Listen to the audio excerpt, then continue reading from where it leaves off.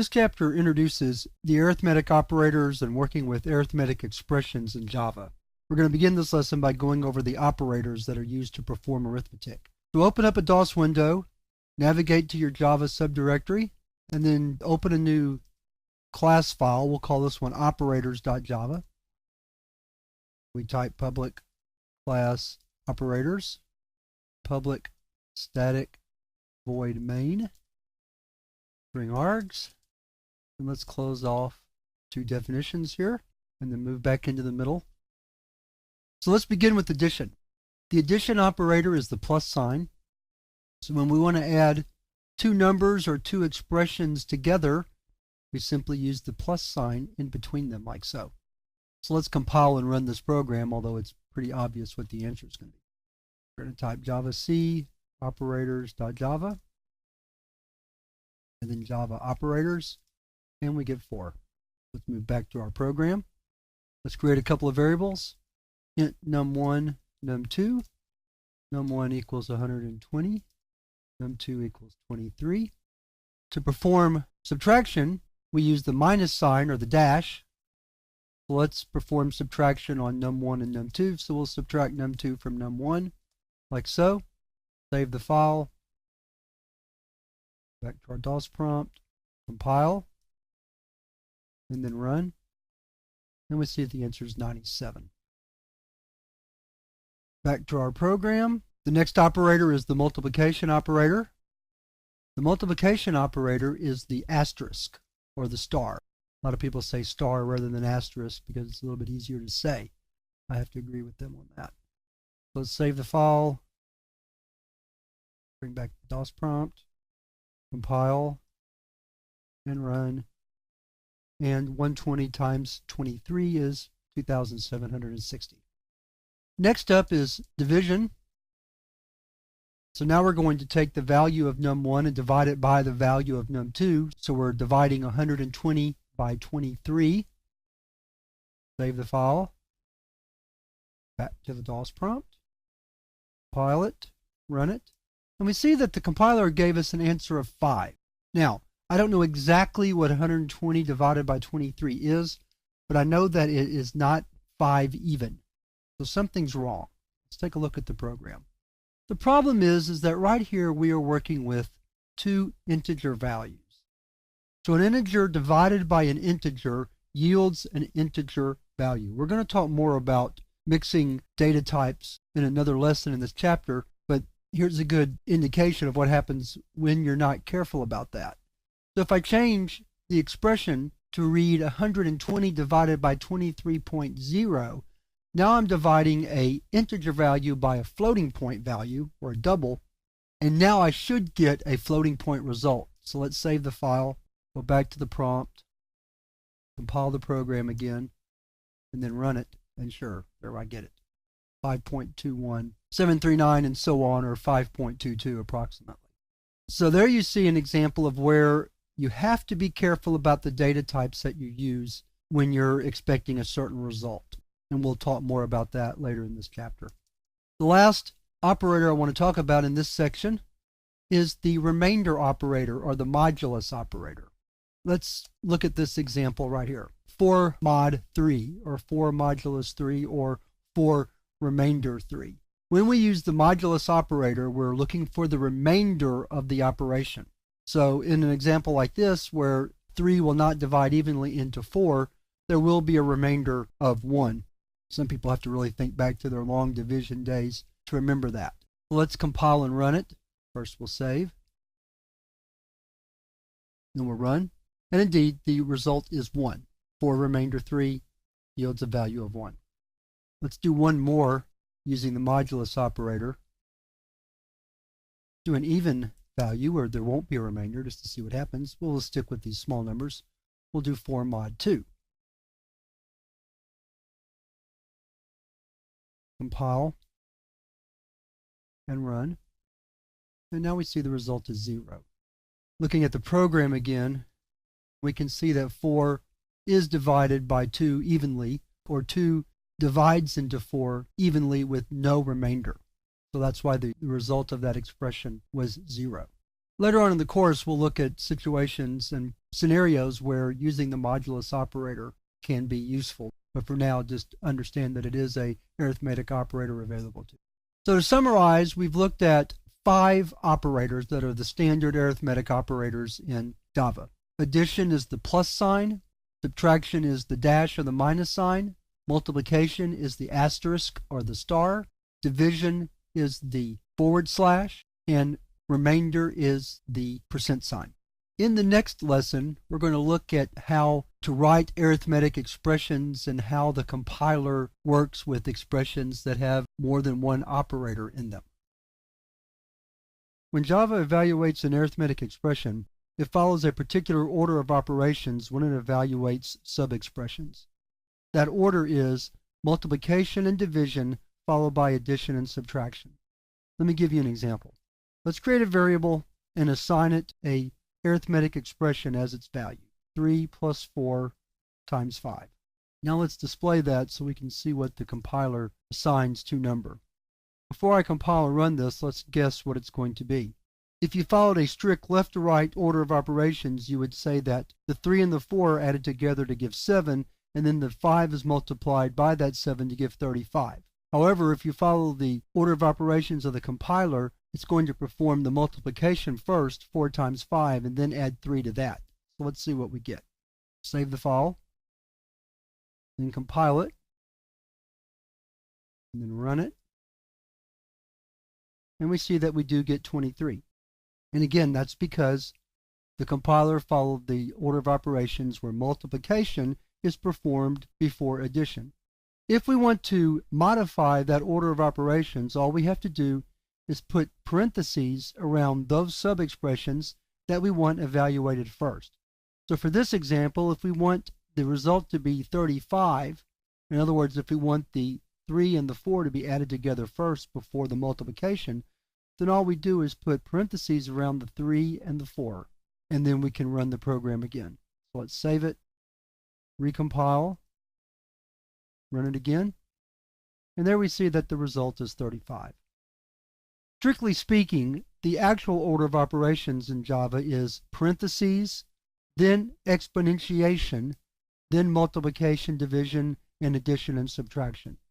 So we already see that the parentheses have a higher order of precedence than multiplication. Because the parentheses were placed around the 3 and the 4, the addition was performed before the multiplication.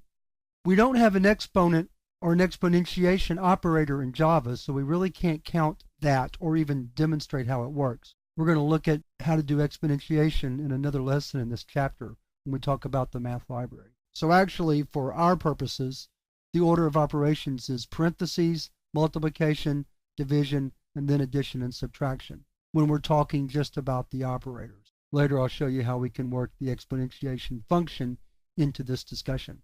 Let's look at one more example. Let's say that we wanted to perform a division of 2 sub-expressions and then assign that to number. So for example, we might want 10 minus 2 divided by 14 plus 3. Now, first of all, the one problem I see with that is this is going to lead to a fractional result. So one thing I need to do is I need to change my data type to double. And the other thing I need to do to make this work correctly, I need to make at least one number in each part of this expression be a floating point number. Now, if we run this program as is, it's going to perform the division first, 2 divided by 14, then subtract that result, and then add 3. That's not what we want to do. We want the numerator divided by the denominator, so what we have to do is we put parentheses around the whole numerator sub-expression, and then parentheses around the denominator sub-expression. Let's save and compile, and then run it, and you see we get 0.4705, and so on. In the exercises at the end of this chapter, we're going to enter more formulas for practice, and we'll demonstrate more about how the order of operations works. But this was a brief overview to just get you comfortable with the idea that there is an order of operations for the arithmetic operators, and the compiler follows them strictly. In the next lesson, we're going to talk about how to create what used to be called constants, or what are still called constants in other languages, but are called finals in Java, and that's a variable whose value is set and can never be changed. When writing Java programs, one of the things you'll be doing quite often is creating variables that never change in value throughout the life of the program, and also have some type of special meaning in your program. When you have a variable of that type, what you really want to do is create something called a constant, or in Java terms, a final variable. And by final, that just means that it's the final value that the variable can have. Most programming languages use the term constant, but Java picked final instead. So let's talk about how to create finals and why they're useful. When you want to create a final variable, you use the keyword final first, followed by the data type, the name of the variable, the assignment operator equal, and the value that you want to assign to that final. Because the final cannot be changed, you have to assign its value at the time you declare it. Otherwise, it wouldn't be a final, or you can't change it and it would be a default value. And actually, without a value, the compiler will give you an error saying that you didn't declare that final variable correctly. It's long been a tradition in programming to create finals in all caps, so that the final pi would have been written capital P, capital I. That makes it stand out in a program where every other variable and other types of objects are in lowercase. That's not so much a style anymore, and I don't follow it in this course, so we're going to create our finals in lowercase just like any other identifier or object type that we create, except of course for a class, which has to start with a capital letter. Once you've declared a final, then you can use it just like any other variable. So we can compute the area of a circle using pi like so. And notice how I use parentheses to group radius times radius together, so that operation is performed before we multiply it by pi. And then we can compile that and run it to see what the result is, but I'm going to skip that step here because it's really not that important. What I'm trying to show you is how to use finals, not so much what we get when we use them. We'll look at those kinds of things later. So once I've declared pi, I will show you this though. Once I've declared pi, if I try to change its value, let's say, we're going to sneak it up a little bit and we'll say it's 1.5, or let's say it's 142.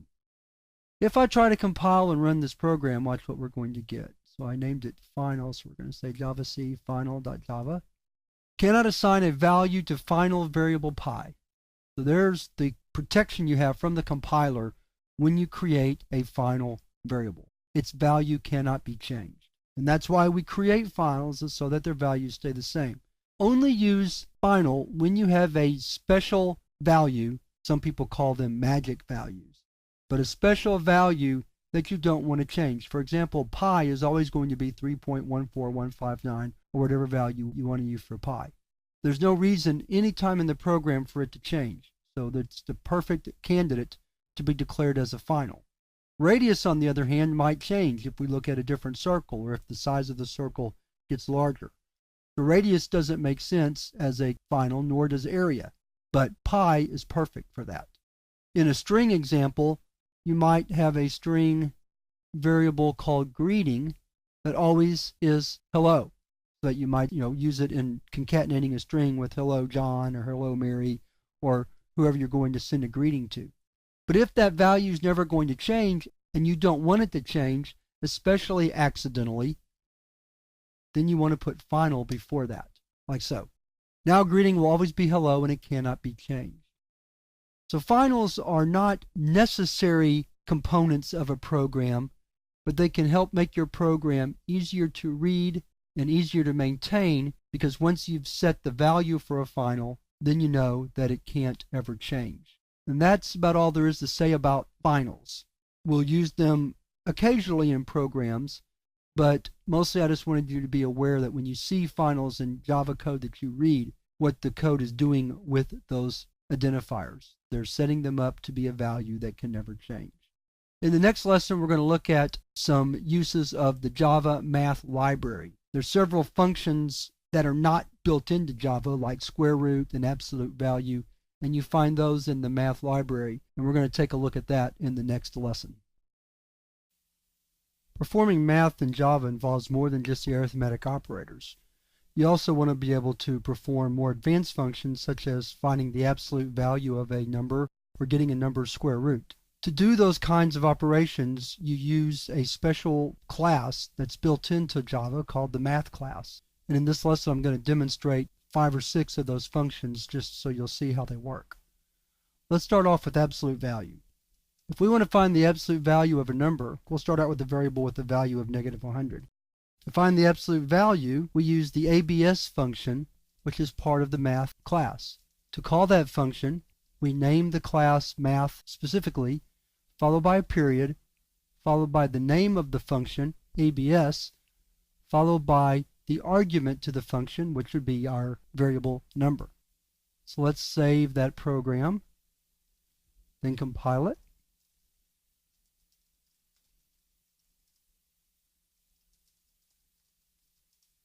And we'll see that it finds that the absolute value of -100 is +100, which is exactly right. Let's do another one. This time let's take the square root of number, see what we get. So for that we call the math class again, followed by the function we want, which is square root, sqrt, and its argument, which is number again. Save the file, go back to our DOS prompt, compile, and run, and we'll see that it cannot determine the square root of -100. So let's modify number's value to 100. Save, compile again, and then run it, and there we'll see that the square root of 100 is 10. Another use of the math function is to find the maximum and minimum of a number. So let's take a look at that. Let's create another variable called number2, and then let's use the function called max to determine which number is greater. So we call that with max after the math class, math.max, followed by the 2 numbers that we want to pass to the function, in this case the variables number and number2. And it will return the greater of the 2 numbers. Let's compile and run, and so it returned the 100. Let's do the same thing with minimum. This time I'm going to copy and paste and just change max to minimum to save a little typing time here. Change this to min. Click File Save. Compile and run. And there we see this time that the minimum of 130 is 30. I mentioned in the last lesson that to perform exponentiation you have to use a function in the math class. That function is pow, and let me demonstrate how that works next. We'll just write out a result here.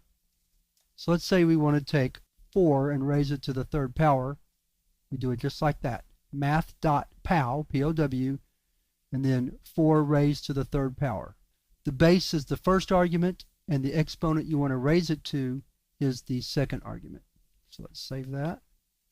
Let's clear the screen because we're getting a little messy there. Compile and run, and we see the 4 to the 3rd is 64. Notice that a lot of these functions return double values. That's to ensure that we don't leave any fractional part out. Not all of these functions will work with fractional parts, but in case they do, they return doubles to make sure that we don't lose any information. We're going to talk more about how you can lose information in a Java arithmetic expression in the next lesson. Let's look at one more function from the math class. This is the round function. Round will take a number and round it up or down depending on the value passed to it. Final double pi equals 3.14159. System out print line math.round pi. Now we're not modifying pi because it is a final, but we can return its rounded value. So let's save that, compile, and run. And so you see that pi rounds down to 3. Just for fun, let's say pi was 3.64159. And let's see what happens when we round up. So we'll compile and run, and you'll see there at the bottom that 3.64 rounded up to 4.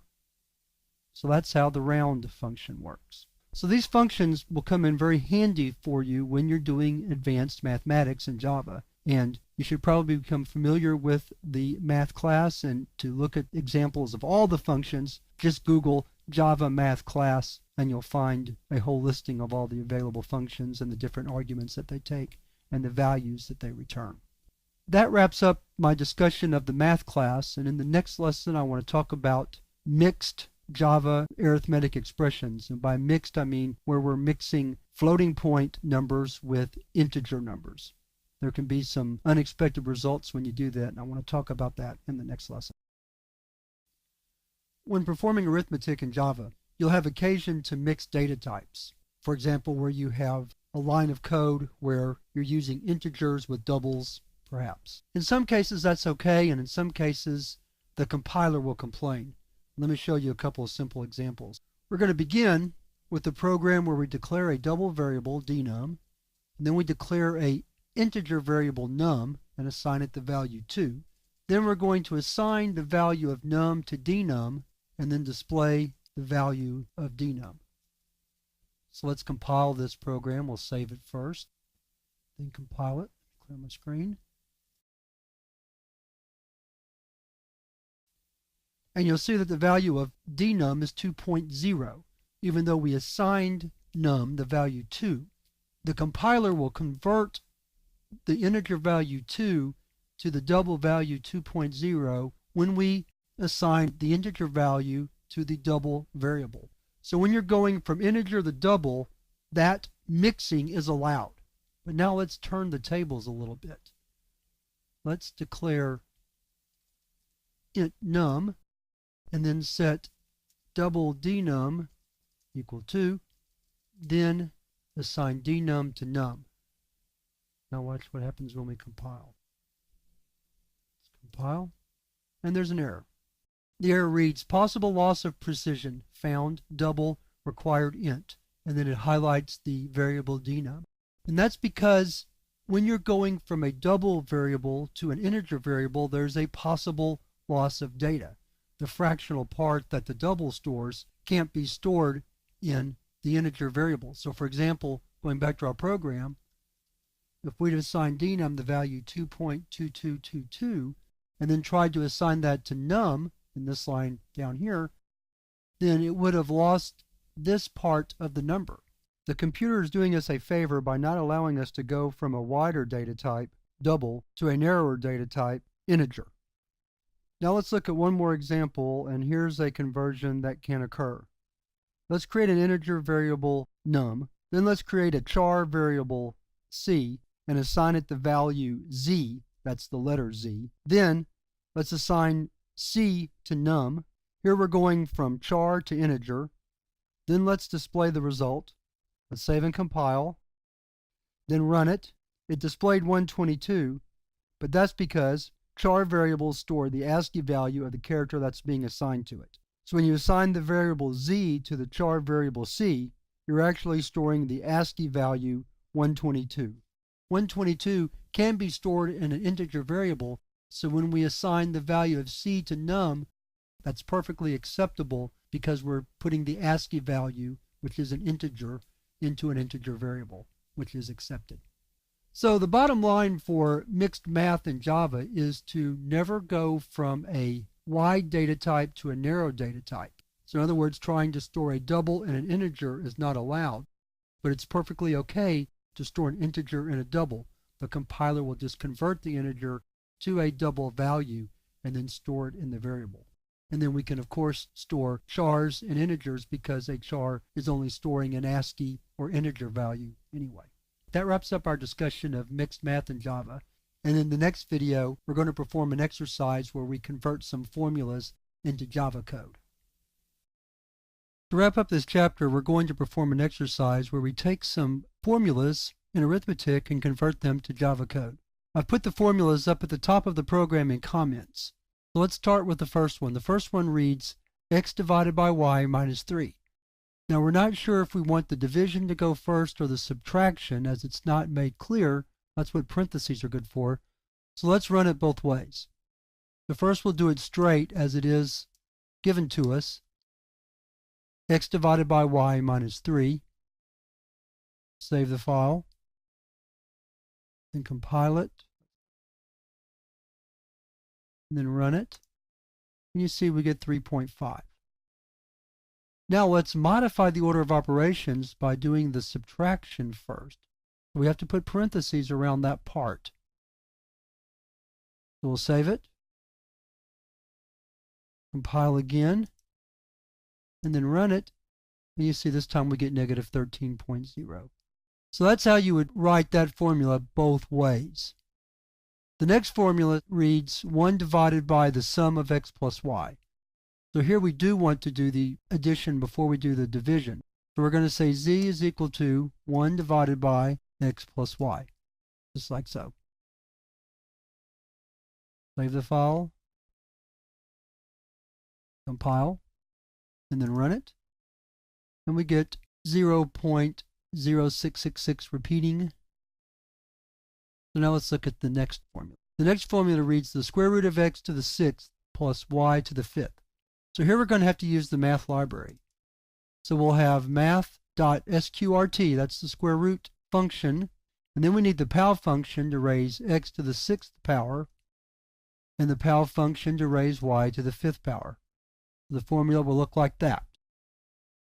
Save the file, compile, and then run, and we see we get 2197.00728 and so on. And we could round that off to 2197.01. Later I'll show you how to do rounding just for formatting purposes. Our last formula is the absolute value of x plus y. Let's change our values of x plus y.